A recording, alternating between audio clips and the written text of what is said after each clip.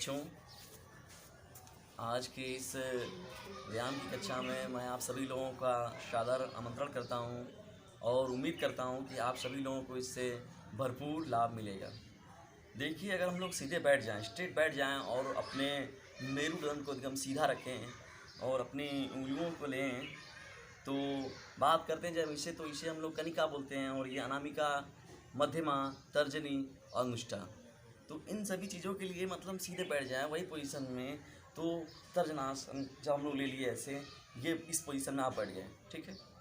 तो इस पोजीशन में रहते हुए हम एक और व्यायाम करेंगे जिसका नाम है अनुलोम विलोम। इस व्यायाम के भी अपने बहुत ही फायदे हैं और यह आपके कपालभाति के ही समानांतर है।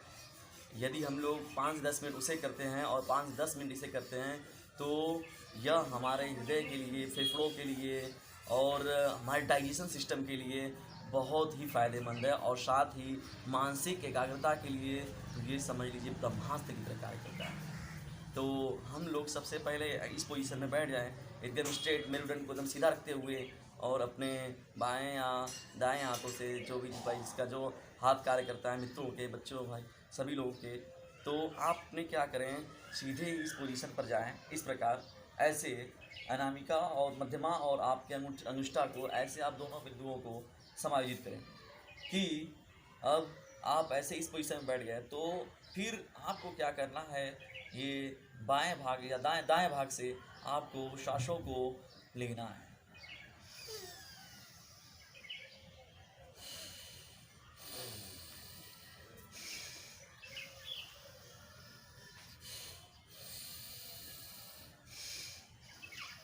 याद रखें, एक चीज़ याद रखें कि यदि आप इससे छोड़ रहे हैं,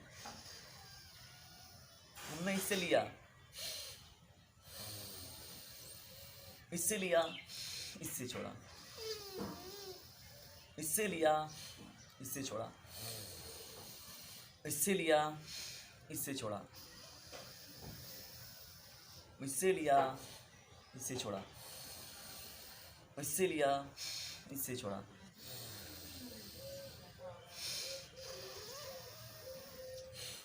मतलब हम लोग को क्या करना है, नियमित रूप से इसे अपने जिन दोनों ही नलिकाओं से, इस नलिका से अगर हम लोग चीज़ों को लेने का प्रयास कर रहे हैं, फिर उसी से हमने क्या करना है, अगले वाले से उसे छोड़ना है।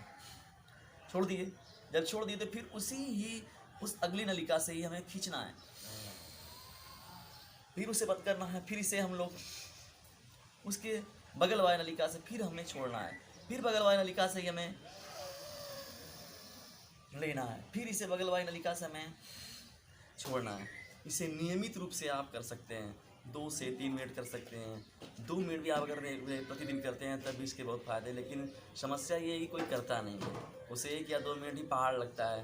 वो मैं इसे कह रहा हूँ, मैं बता तो रहा हूँ, लेकिन फिर भी मैं मानता हूँ कि मैक्सिमम लोग इसे नहीं करेंगे, लेकिन फिर भी यह उम्मीद करता हूँ कि नहीं, ये आप सभी लोगों के लिए ये बहुत ही अच्छा व्यायाम है, तो आप इसे अपने प्रतिदिन की दिनचर्या में शामिल अवश्य करेंगे। उसके साथ ही साथ अगर आपको आधे घंटे का प्रतिदिन समय निकालते हैं आप, तो ज़्यादातर व्यायाम जो करने का प्रयास करिए वो पेड़ पौधों के बीच में करिए।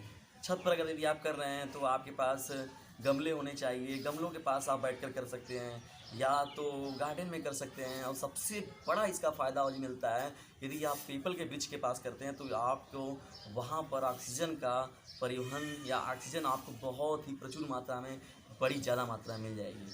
तो ये आप बैठे हैं, आपके पास एक और भी आसन है, इसे हम लोग लेते हैं मेडिकासन के रूप में। ऐसे ले लिए अपने दोनों पंजों को, मेरुदंड को एकदम सीधा रखिए और इन दोनों पंजों को आपस में ऐसे सटाएं और उसके बाद इन दोनों ही जांघों, पैरों को, घुटनों को इस प्रकार आप धीरे धीरे आसानी से ऊपर की ओर, नीचे की ओर, ऊपर की ओर और नीचे की ओर आसानी से इसे ऊपर नीचे कर सकते हैं। इसे प्रतिदिन आप 2 से 3 मिनट करेंगे तो ये आपके जांघों की मांसपेशियाँ जो हैं और पेट की मांसपेशियाँ जो हैं वो नियमित कार्य करती हैं। जो ब्लॉकेज होते हैं वो पूरी तरीके से समाप्त हो जाते हैं और आपकी पूरी बॉडी के अंदर ऑक्सीजन का परिवहन बहुत ही आसानी से होता है। और हमारे शरीर के अंदर बहुत से विकार के कारण उत्पन्न होते हैं ऑक्सीजन का पूरे अंगों में परिवहन ना होना। तो इसलिए आप इस भी व्यायाम को भी आप अपने नियमित व्यायाम के रूप में 1 से 2 मिनट के रूप में शामिल कर सकते हैं। और माँ कपाल भारती और अनुलोम विलोम व्यायाम को आप निश्चित तौर पर अपने प्रतिदिन की दिनचर्या में शामिल करें। धन्यवाद।